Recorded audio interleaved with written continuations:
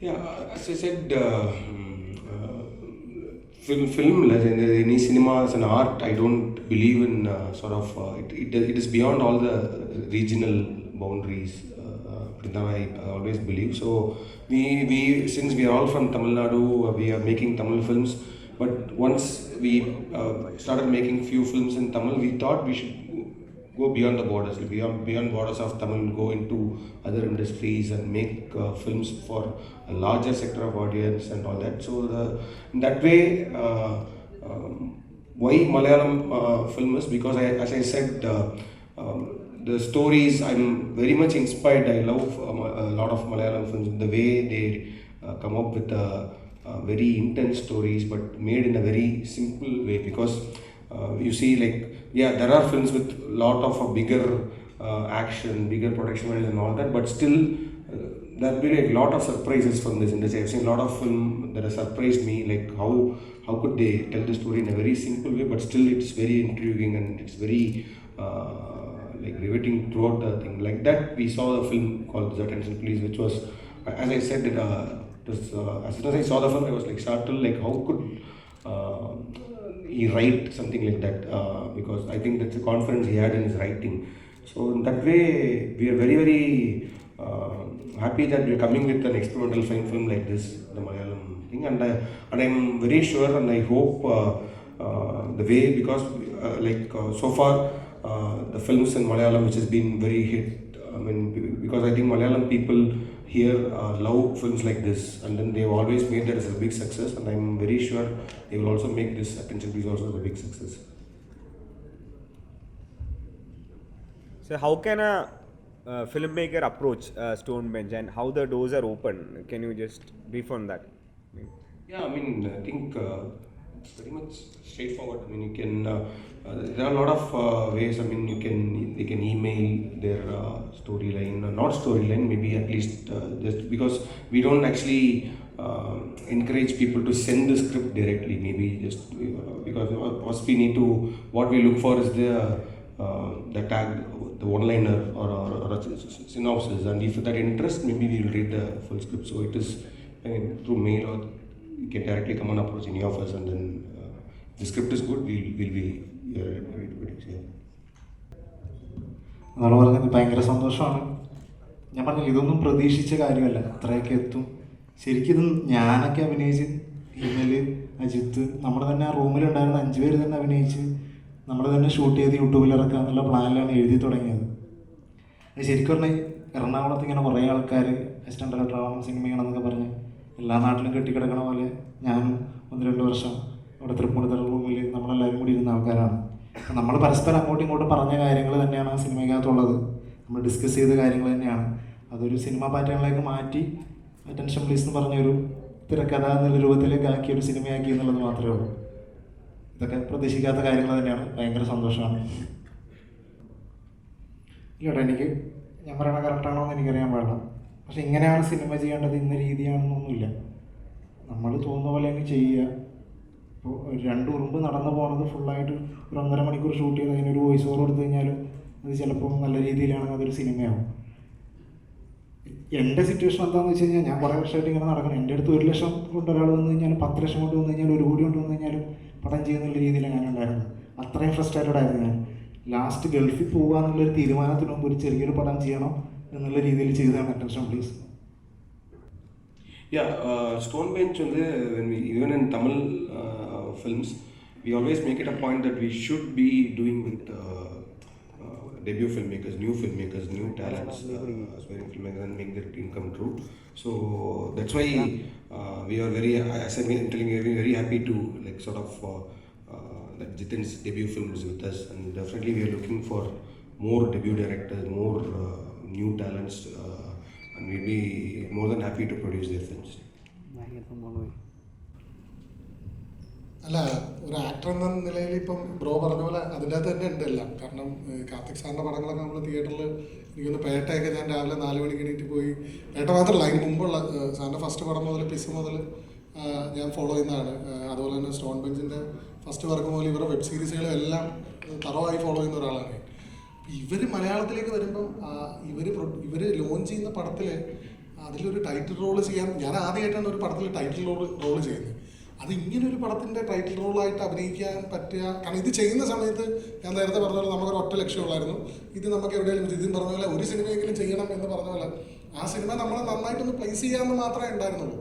എനിക്കൊന്ന് ആ ഒരു ജിതിൻ പറഞ്ഞ പോലെ ആ ഒരു ഫ്രസ്ട്രേഷൻ്റെ ഒരു ബലം ഉണ്ടല്ലോ, അതായിരിക്കും നമ്മൾ ഇത്രത്തോളം ഡ്രൈവ് ചെയ്ത് എന്ന് എനിക്ക് തോന്നുന്നു. കാരണം അത് എന്നിലേക്ക് എത്തുന്നു, നമ്മളത് ചെയ്യുന്നു, നീണ്ട കാലത്തെ കാത്തിരിപ്പ്. ഇതിപ്പോൾ നമ്മൾ ഈ സിനിമ ഇപ്പം നമ്മൾ കണ്ടു കഴിഞ്ഞാൽ ഇത് ലോക്ക്ഡൗണിൻ്റെ സമയത്ത് ചിന്തിച്ചതാണോ, അങ്ങനെ ഒരു കഥയാണോ, ഇതിപ്പോൾ ഒറ്റ ലൊക്കേഷനിൽ നമ്മളൊരു ത്രില്ലർ കഥ പറയുന്നു, അങ്ങനെയുള്ള ഇഷ്ടംപോലെ പടങ്ങൾ വരികയും ചെയ്തു. അത് കഴിഞ്ഞിട്ടാണ് അറ്റൻഷൻ പ്ലീസ് നമ്മളിപ്പോൾ കാണാൻ പോകുന്നത്. പക്ഷേ ആക്ച്വലി നമ്മളിത് ഷൂട്ട് ചെയ്യുന്നതൊക്കെ 2019 ഞങ്ങൾ ഇതിൻ്റെ ഡബ്ബിങ് തീർന്നു കഴിഞ്ഞിട്ട് 3 മാസം കഴിയുമ്പോഴാണ് ലോക്ക്ഡൗൺ വരുന്നത്.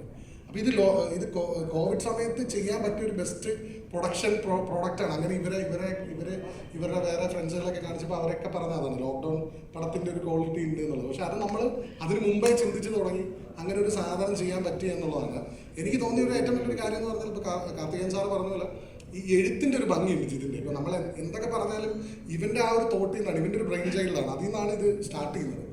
അപ്പോൾ ഇവർ എഴുതി വെച്ചേക്കുന്ന ക്യാരക്ടറാണ് ഞാൻ ചെയ്തത്, എന്തൊക്കെ പറഞ്ഞാലും അതാണ് ഞാൻ ചെയ്തത്. അപ്പോൾ ആ ഒരു എഴുത്തിൻ്റെ ശക്തിയാണ് മുന്നേക്ക് കൊണ്ടുപോയിരിക്കുന്നത്. അപ്പം എനിക്ക് തോന്നുന്നു നമ്മുടെ ഇതിൻ്റെ ഇടയിലുള്ള അല്ലെങ്കിൽ ഇതിപ്പോൾ കേൾക്കാൻ പോകുന്ന ആസ്പയറിംഗ് മേക്കേഴ്സിൻ്റെ അടുത്തൊക്കെ എനിക്ക് ഇപ്പോൾ ഇവിടെ ഇരുന്നിട്ട് എനിക്ക് പറയാൻ പറ്റിയൊരു കാര്യം എന്ന് പറഞ്ഞാൽ നമ്മുടെ കയ്യിൽ മരുന്നുണ്ടെങ്കിൽ മച്ചായ പരിപാടി നടക്കും എന്നുള്ളതിൻ്റെ ഉത്തമ എക്സാമ്പിളാണ് ഈ സ്റ്റോറിൽ മൈക്ക് പിടിച്ച് എനിക്ക് പറയാനുള്ളത്.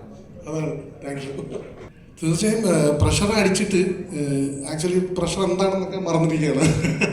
അത് ആക്ച്വലി എനിക്ക് ഇപ്പോൾ ഉണ്ടാകുന്നതിനേക്കാൾ ഏറ്റവും വലിയ പ്രഷർ നമ്മളിത് ആദ്യമായിട്ട് IFFKയിൽ പ്രസൻറ്റ് ചെയ്യുന്ന സമയത്തായിരുന്നു. അപ്പോൾ അന്നായിരുന്നു ലിറ്ററലി നല്ല പ്രഷർ. കാരണം ഇത് നമ്മൾ എക്സ്പെരിമെൻ്റലായിട്ട് ചെയ്താണ്, ഇത് എങ്ങനെ റിസീവ് ചെയ്യുന്നുള്ളൊരു പേടിയുണ്ടായിരുന്നു. പക്ഷേ IFFK സ്ക്രീനിങ് കഴിഞ്ഞപ്പോൾ നമുക്ക് ഏകദേശം മനസ്സിലായി ഇത് എങ്ങനെയാണ് ആൾക്കാർ റീച്ച് ചെയ്യാൻ പോകുന്നത്, എങ്ങനെയാണ് ഇതിൻ്റെ ഒരു പരിപാടി. പ്രത്യേകിച്ച് ഇതൊരു ടോക്കി പടമാണ്. ഒരു ലൊക്കേഷനിൽ നമ്മളിങ്ങനെ കഥ പറഞ്ഞു പോകുന്ന ഒരു പരിപാടിയാണ്, ഡയലോഗ് ഓറിയൻറ്റഡ് ആയിട്ടാണ് പോകുന്നത്. ഞങ്ങളൊരു 5 ആക്ടേഴ്സേ ഉള്ളൂ, നമ്മുടെ മോൻ തന്നെയാണ് തന്നെ പിന്നെ കാണിച്ചുകൊണ്ടിരിക്കുന്നത്. അപ്പോൾ ഇതിനകത്ത് ജിതിൻ എക്സിക്യൂട്ട് ചെയ്തിരിക്കുന്ന കുറേ ടെക്നിക്കുകളുണ്ട്, അതായത് ഒട്ടും ബോറടിപ്പിക്കാതെ. അപ്പോൾ ഞാൻ ഈ നേരത്തെ പറഞ്ഞ കണ്ടീഷനിൽ തന്നെ 2 മണിക്കൂറത്തെ ഒരു പടം പറയുമ്പോൾ അതിനെ എങ്ങനെ ബോറടിപ്പിക്കാതെ പ്രസൻറ്റ് ചെയ്യുക എന്നുള്ളതാണ് ആദ്യത്തെ ടാസ്ക്. അത് അതിനെ എൻഗേജിങ്ങും ത്രില്ലിങ്ങുമായിട്ട് പ്രസൻറ്റ് ചെയ്തു എന്നുള്ളതാണ് ഇവൻ്റെ ഏറ്റവും വലിയ വിജയം.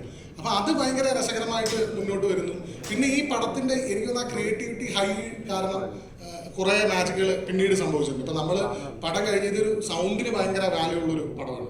അപ്പം ഞങ്ങളിത് എങ്ങനെ ഇതാരിത് ചെയ്യും, നമുക്ക് അതിൻ്റെ ബഡ്ജറ്റ് കൺസ്ട്രെയിൻ അന്ന് ഇത് ഇനിഷ്യലി ചെയ്യുന്ന സമയത്ത് നമ്മുടെ ഒന്നുമില്ല. അപ്പോൾ അങ്ങനെ ഇരിക്കുന്ന സമയത്താണ് നമ്മുടെ ഒരു ഫ്രണ്ട് വഴി ജസ്റ്റിൻ ജോസ് എന്ന് പറഞ്ഞിട്ട് നമ്മുടെ സൗണ്ട് മിക്സ് ചെയ്തിരിക്കുന്ന ആൾ. ജസ്റ്റിൻ ചേട്ടനാണ് ഇപ്പോൾ ഈ സ്റ്റേറ്റ് അവാർഡ് ബിൽബൂറിൽ കിട്ടിയിരുന്നത്. ജസ്റ്റിൻ ചേട്ടൻ അനുരാഗ് പടങ്ങളൊക്കെ ചെയ്യുന്ന ഗാങ്സ് ഓഫ് വാസേപൂറും ബാഹുബലിയൊക്കെ ചെയ്തിരിക്കുന്നത്. ജസ്റ്റിൻ ചേട്ടൻ ആ സിനിമ കാണുകയും ജസ്റ്റിൻ ചേട്ടൻ പറഞ്ഞാൽ ഞാൻ എന്നാൽ ചെയ്തു തരാം എന്ന് പറഞ്ഞിട്ടാണ് ജസ്റ്റിൻ ചേട്ടൻ അതിലേക്ക് ജോയിൻ ചെയ്യുന്നത്. പിന്നെ അത് കഴിഞ്ഞിട്ട് സ്റ്റോൺ ബെഞ്ച് പടം പോകുന്നു. അപ്പം ജിതിൻ എന്നെ വിളിച്ചിട്ട് പറഞ്ഞ് വിഷ്ണുട്ട കാർത്തിക് സുബ്രാജൊക്കെ പടം കണ്ടു, നല്ല അഭിപ്രായം പറയുന്നുണ്ടെന്നൊക്കെ പറയുമ്പോൾ നമ്മളെന്തോ എന്താ സംഭവിക്കുന്നതെന്ന് അറിയില്ല. പിന്നീട് അറിയുന്നത് ഇവർ പടം മേടിക്കുന്നു, ഇവർ ലോഞ്ച് ചെയ്യാൻ പോകുന്നു എന്നൊക്കെ പറയുമ്പോൾ ആ സമയം പോലുള്ള ഒരു എന്താണ് സംഭവിക്കുന്നത് നമ്മുടെ നിയർ ഡ്രീംസിൽ പോലും ഇല്ലാത്തൊരു കാര്യമാണ്. അതിങ്ങനെ സംഭവിച്ചുകൊണ്ടിരിക്കുകയാണ്. അത് തന്നെയാണ് ഇപ്പോഴും ഈ അഡ്രസ്സ് ചെയ്യുന്ന സമയത്ത് എനിക്ക് ഫീൽ ചെയ്യുന്നത്. അപ്പോൾ ആ ഒരു പ്രഷറിൻ്റെ ഭംഗി എന്തായാലും മുന്നോട്ടുണ്ടാവട്ടെ, അത് തിയേറ്ററിലും റിഫ്ലക്ട് ചെയ്യട്ടെ, നെറ്റ്ഫ്ലിക്സിൽ വരുമ്പോഴും ആൾക്കാർ കാണട്ടെ എന്നുള്ളൊരു പ്രതീക്ഷയിലാണ്. അത് കറക്റ്റായിട്ട് ഹിറ്റ് ചെയ്യട്ടെ എന്നുള്ളത് തന്നെയാണ് എൻ്റെ ഏറ്റവും വലിയ പ്രശ്നം, പ്രാർത്ഥനയൊക്കെ. சார் எல்லாரும் எதிர்பார்த்துட்டு இருக்காங்க, கமலஹாசன் கார்த்திக் சுப்ராஜ் கோம்போ எப்போ ஸ்க்ரீனில் வரும்? தெரியலையே. இப்போ நான் ஹோப்ஃபுல்லி ஏன்னா அவர் நிறைய படங்கள் பண்ணிட்டுருக்காரு, வந்தால் நல்லாயிருக்கும், பார்ப்போம். സിനിമ ഒക്കെ പാൻ ഇന്ത്യൻ ലെവലിലേക്ക് എത്തിക്കഴിഞ്ഞിരിക്കുന്നു. അപ്പോൾ അറ്റൻഷൻ പ്ലീസും മലയാളത്തിലും തമിഴിലും തെലുങ്കിലും ഒക്കെ തന്നെ മൊഴിമാറ്റം കാണുമോ, അത് മലയാളത്തിൽ മാത്രമായിരിക്കും? I don't think, because the crux of the film is the writing and the dialogues, no? I don't think if it dub, I don't think anyone can bring that. The way he talks, the way they all talk and all. If he dub, I think it will lose its essence. I think this film, yeah, because now people are used to watching films with subtitles, because like a lot of people like me in Tamil Nadu watch Malayalam films in Malayalam with subtitles. You know, I think definitely like that, this film will go places and it will have a wider reach. I think for when Mahan released, there are a lot of in Insta and all, there is a lot of where with Mammootty sir and Dulquer. That was very exciting for me. It will be great. ഭയങ്കര സന്തോഷം. സത്യം പറഞ്ഞ ഭാഗ്യം എൻ്റെയാണ്. ഇപ്പം നേരത്തെ പറഞ്ഞ പോലെ മലയാളത്തിൽ നമ്മൾ ഈ അറ്റൻഷൻ പ്ലീസിൻ്റെ ഒരു റീച്ച് നമ്മളിങ്ങനെ ആലോചിക്കുമ്പോഴും, കാരണം ഞങ്ങൾ ഈ പടം ചെയ്ത് കഴിഞ്ഞിട്ട് ഇത് ഫുള്ള് സംസാരമാണ്, അപ്പം ഇത് ആൾക്കാർക്ക് കണക്റ്റ് ആവുമെന്നുള്ള വലിയ ടെൻഷൻ ഉണ്ടായിരുന്നു. അപ്പോൾ ഇപ്പം നേരത്തെ ചോദിച്ച പോലെ ഇത് വേറെ ലാംഗ്വേജിലേക്ക് ഉണ്ടാവുമെന്ന് ചോദിച്ച പോലെ ഇവർ ഈ സിനിമ കണ്ട് ഈ സിനിമ ഇവർ എടുക്കാൻ ഇവർ തീരുമാനിച്ചത് ഇവർ സബ് ടൈറ്റിൽ വെച്ച് കണ്ടിട്ടാണ്. അതാണ് ഞാൻ ആലോചിക്കുന്നത്. അത് എത്രത്തോളം ഞങ്ങളെ ആസ് എൻ ആക്ടർ എന്നെ സംബന്ധിച്ച് എക്സൈറ്റിംഗ് ആണെന്നുള്ളത്. ജിതിൻ്റെ എഴുത്തും ഒക്കെ, കാരണം നമ്മുടെ കുറേ കോ ആക്ടേഴ്സിനെ പറ്റി ഇപ്പോൾ ജിതിനാണെങ്കിലും ആനന്ദൊക്കെ ആണെങ്കിലും നമ്മളെല്ലാം മലയാളത്തിലെ സ്മോൾ സ്കെയിൽ ആക്ടേഴ്സാണ്, ചെറിയ ക്യാരക്ടർ റോളുകളൊക്കെ ചെയ്ത് നിൽക്കുന്നത്. അപ്പം നമ്മുടെ എല്ലാ ജസ്റ്റേഴ്സും നമ്മുടെ പരിപാടികളെല്ലാം ഇവർക്ക് സബ് ടൈറ്റിൽ വെച്ചും കണക്റ്റായി എന്നുള്ളതാണ് ഈ സിനിമയെ സംബന്ധിച്ച് എൻ്റെ ഏറ്റവും വലിയ ഒരു എക്സൈറ്റ്മെൻറ്റ്. അപ്പം ആ ഒരു ഭാഗ്യം ഇങ്ങനെ പ്രേക്ഷകരിലേക്ക് വരുമ്പോഴും അതിങ്ങനെ റിഫ്ലക്റ്റ് ചെയ്യട്ടെ എന്ന് പ്രതീക്ഷിക്കുന്നു. That's what I don't see that difference at all, because for me, cinema doesn't have any sort of language barrier. You can't restrict cinema for this is like South cinema and everything. It's cinema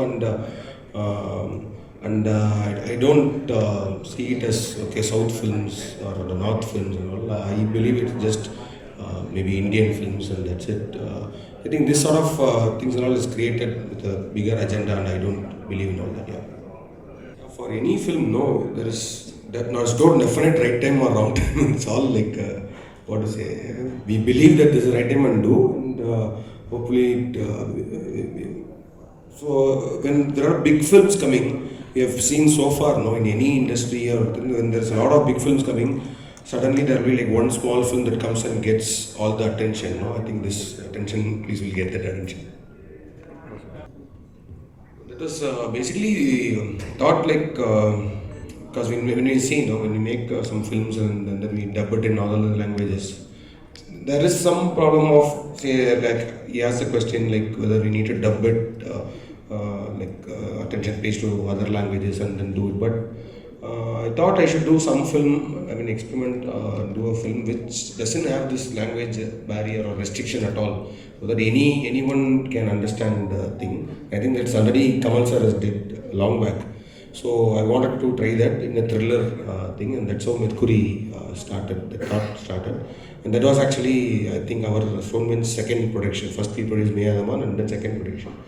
And we all enjoyed that thought. They also, Karthi, Kalyan, whoever the team, they were excited about that thought. And we did have quite a very challenging, in the meantime, very enjoyable thing with the film. Digardanda 2 is my next film, and I'm going to do that. And right now I'm writing the script. So I don't know what margin you can expect. I'll finish writing and I'll tell. Yeah, obviously, it has to be. You see, a lot of films recently I watched, but it was late, but I saw Veil, a film called Veil recently, and Bhoodakalam. I watched both the films recently in OTT, and I loved both the films.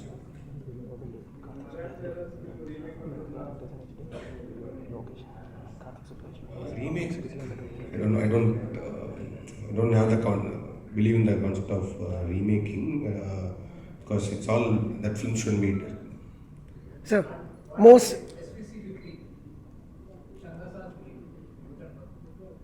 that my story which I gave to Shankar sir, and Shankar sir is writing screenplay, and then he's.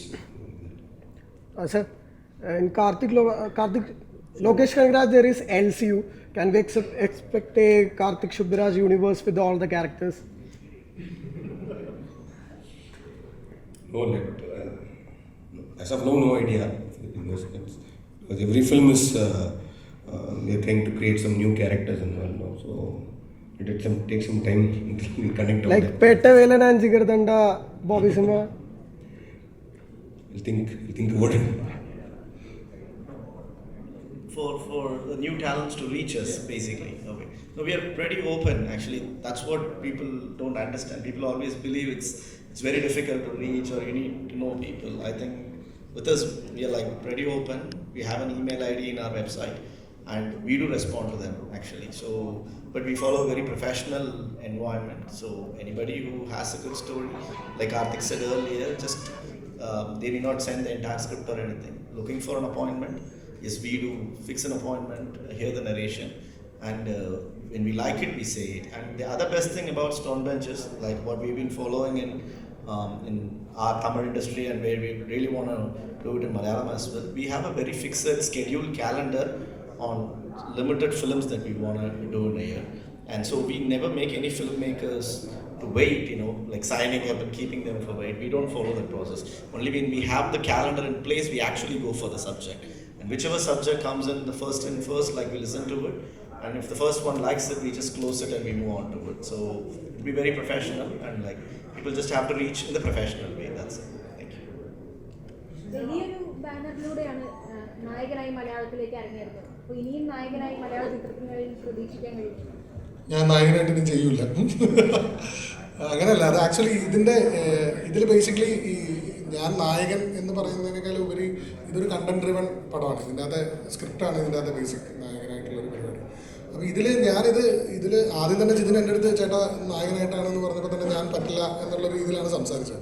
പിന്നെ എവിടെയാണ് ഇത് place ചെയ്യുന്നത് എന്നുള്ളൊരു ഇതുണ്ട്. അതായത് എന്താണ് ഈ പടത്തിൻ്റെ ജോണർ, ഇത് എവിടെയാണ് ഇത് പ്ലേസ് ചെയ്യുന്നത് എന്നുള്ളൊരു ഇത് പറഞ്ഞപ്പോഴാണ് ഫെസ്റ്റിവലിന് വേണ്ടി ചെയ്ത പടമാണ്. അല്ലാതെ ഞാനൊരു നായകനായിട്ടുള്ളൊരു പടം തിയേറ്ററിൽ ആൾക്കാർ കയറുമെന്ന് ഇപ്പോഴത്തെ ഒരു സ്റ്റാൻഡേർഡ്സ് എനിക്കറിയില്ല. അപ്പോൾ അതുകൊണ്ട് ഞാൻ ജിതിൻ്റെ അടുത്ത് ആദ്യം അങ്ങനെയാണ് പറഞ്ഞത്. അപ്പോഴാണ് ജിതിൻ പറഞ്ഞത് വിഷ്ണുടെ ഇത് ഇങ്ങനത്തെ ഒരു പടമാണ് എന്നുള്ളത്. പിന്നീടാണ് ഇത് വളർന്ന് വലിയ പടമായി മാറിയത്. അപ്പോൾ ഞാനിപ്പോഴും ഒരു നായകൻ പരിപാടി എന്നുള്ള രീതിയിൽ ഞാൻ ചിന്തിച്ചിട്ടില്ല.